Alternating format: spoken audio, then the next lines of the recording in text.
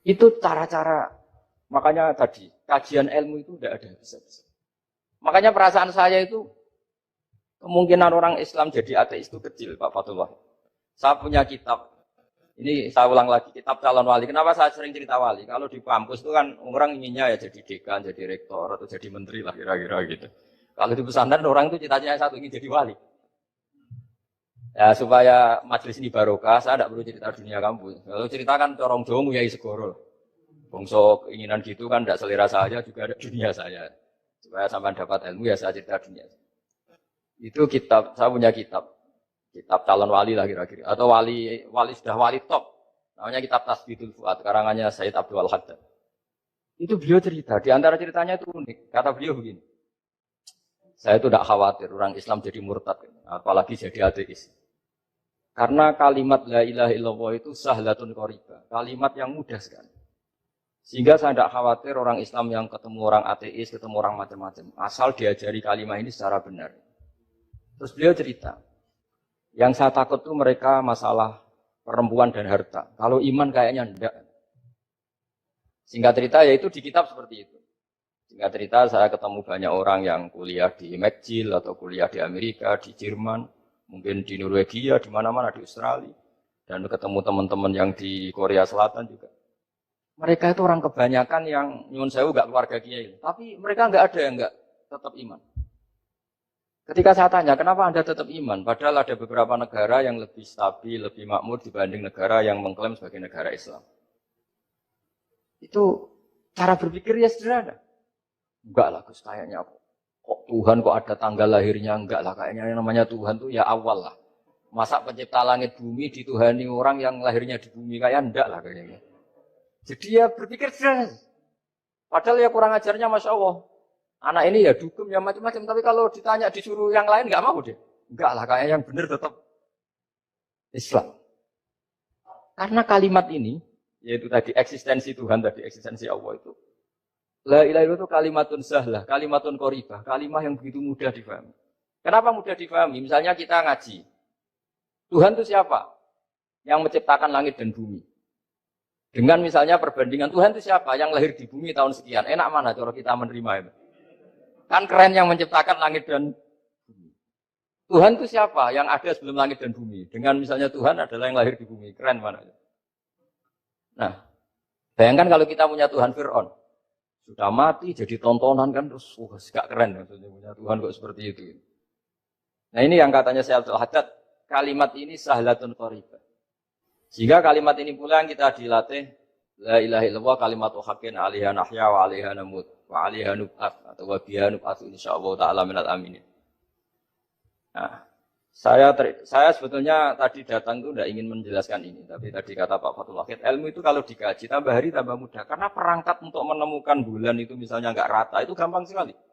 Pakai teori pemandangan ya bisa, pakai teori gambar juga bisa. Kalau teori pemandangan tadi, kalau kita bisa melihat mobil 2 meter masih kelihatan 2 meter, itu dengan jarak berapa masih orisinil seperti itu. Tambah jauh, tambah tidak kelihatan, tambah jauh. Nah ternyata setelah 5 kilo misalnya tidak kelihatan. Berarti untuk jumlah 2 meter hilang per 5 kilo.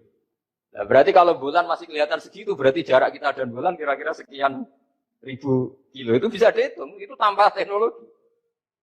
Makanya sebetulnya teknologi itu nyumbang itu nggak sampai 30%. Yang paling banyak ya sains tadi, pengetahuan itu yang kayak tadi orang menemukan pesawat itu kontribusi terbesar tetap pengetahuan. Misalnya pesawat dari bahan ini kalau kecepatan sekian kena angin pecah enggak? Tetap pengetahuan yang menopang itu. Teknologi kan paling mengantar supaya pesawat kecepatan sekian didorong mesin sekian dengan apa begitu. Nah, pesantren seperti kita ya, saya ini dididik Mbah Mun, dididik bapak saya, buyut-buyut saya, kiai. Itu sekali alim, yang alim betulan, itu ya alim betul. Ya karena memang yang repot nih nyun sewu yang agak-agak dukun itu ya ribet itu. Penting rambutnya gondrong, terus terkenal gak pernah mandi, terus nanti ada orang tertentu tertarik minta doa, ini yang ribet ini, susah ini sertifikasinya susah ini karena. Tapi kalau kita ini di pesantren yang toro sertifikasinya jelas. Jadi berani jadi Gus harus bisa baca Mu'in gitu, berani jadi Kiai harus bisa baca Wahab. Aturan mainnya jelas kalau di ini. Yang repot tuh yang sebagian itu aturan mainnya ada Ya jelas, terus promosinya itu pernah datangi menteri loh, pernah datangi, wah ya ribet kalau ukuran keren itu didatangi apa? Menteri atau pejabat.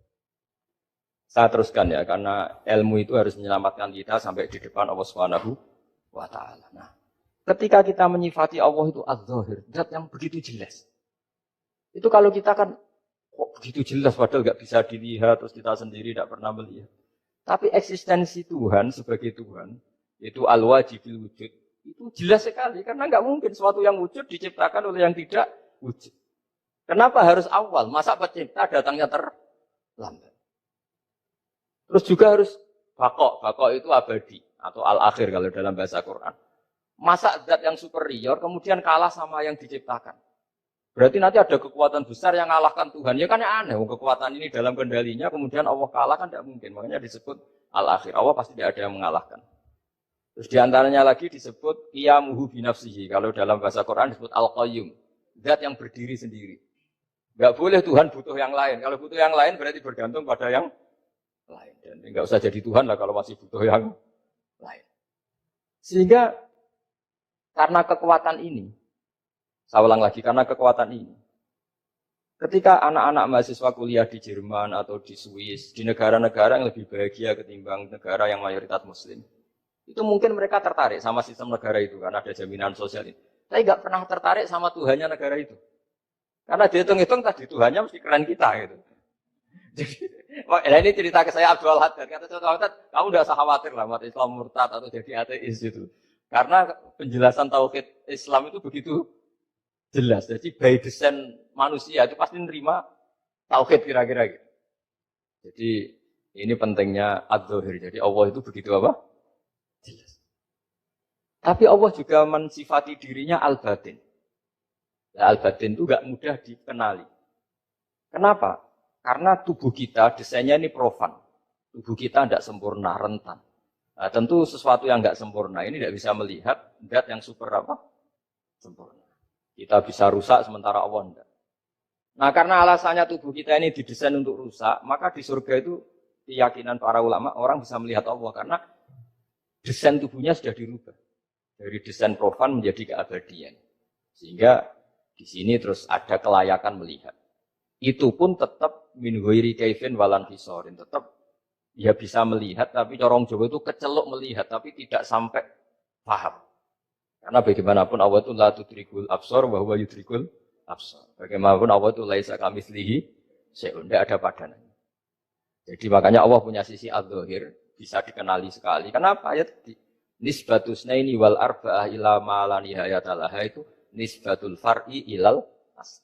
Assalamualaikum warahmatullahi wabarakatuh. Selamat datang di Santri RJ.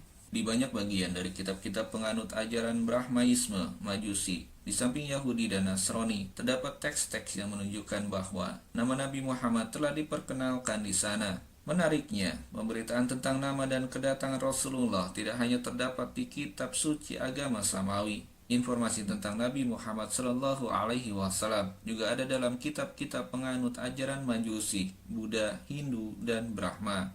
Dalam kitab suci umat Hindu ada Ritma misalnya, nama Muhammad sudah diperkenalkan. Dalam salah satu ayatnya disebutkan, wahai manusia, dengarlah dan sadarlah, Muhammad akan diutus di antara manusia. Keagungannya dipuji sampai di surga, dan dia menjadikan surga itu tunduk kepadanya, dan dia adalah Muhammad. Begitupun dalam Bhavisa Purana, kitab Hindu lainnya. Dalam salah satu ayatnya disebutkan tentang kedatangan Nabi Muhammad Sallallahu Alaihi Wasallam. Pada saat itu diutuslah seorang asing bersama para sahabatnya dengan nama Muhammad yang diberi gelar Tuan Dunia dan Raja. Ia membersihkan dunia dengan 5 pembersih. Muhammad dalam kitab umat Hindu tersebut diyakini sebagai Nabi Muhammad Sallallahu Alaihi Wasallam. Sedangkan yang dimaksud 5 pembersih dunia dalam ayat tersebut adalah sholat 5 waktu. Teks tersebut juga menyebutkan sahabat Nabi Muhammad Sallallahu Alaihi Wasallam. Mereka digambarkan sebagai orang yang berkhitan, tidak memotong rambut sebelah, memakan hewan kecuali babi, tidak menggunakan tumbuhan darba untuk membersihkan dosa, dan mereka dinamakan musali atau muslimin. Sosok Nabi Muhammad Sallallahu Alaihi Wasallam juga terdapat dalam kitab suci Weda dan sejumlah kitab suci umat Hindu yang berbeda-beda lainnya. Dari hasil penelitian yang dilakukan sekelompok peneliti India, Terdapat pribadi Narasyan dalam kitab-kitab Hindu tersebut.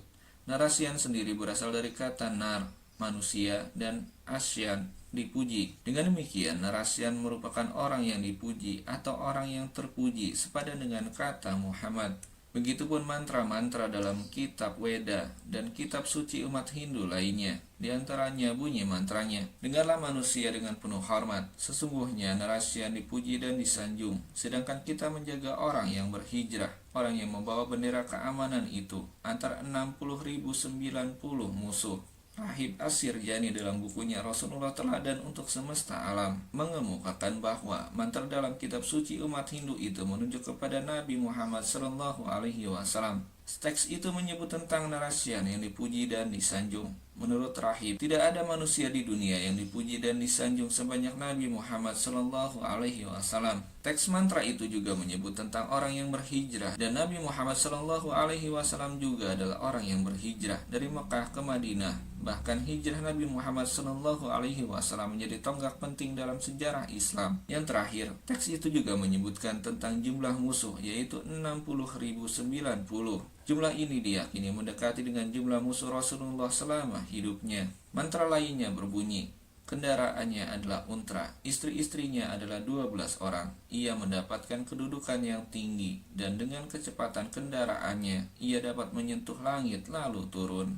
Teks mantra itu menyebut informasi tentang Nabi Muhammad SAW menjadi detail. Disebutkan tentang jenis kendaraannya, jumlah istrinya, dan kemuliaannya. Bahkan di dalam teks itu juga secara tersirat menginformasikan tentang perjalanan Isra Mi'raj Nabi Muhammad SAW dari Mekah hingga ke Sidratul Muntaha. Bukankah di dalam Al-Quran Allah telah memberitahukan kepada kita bahwa Dia telah mengutus seorang pemberi kabar gembira dan pemberi peringatan bagi setiap umat, sebagaimana dalam Quran Surat Fatir ayat 24. Sesungguhnya kami mengutus kamu dengan membawa kebenaran sebagai pembawa berita gembira dan sebagai pemberi peringatan, dan tiada suatu umat pun melainkan telah ada padanya seorang pemberi peringatan. Wallahu a'lam.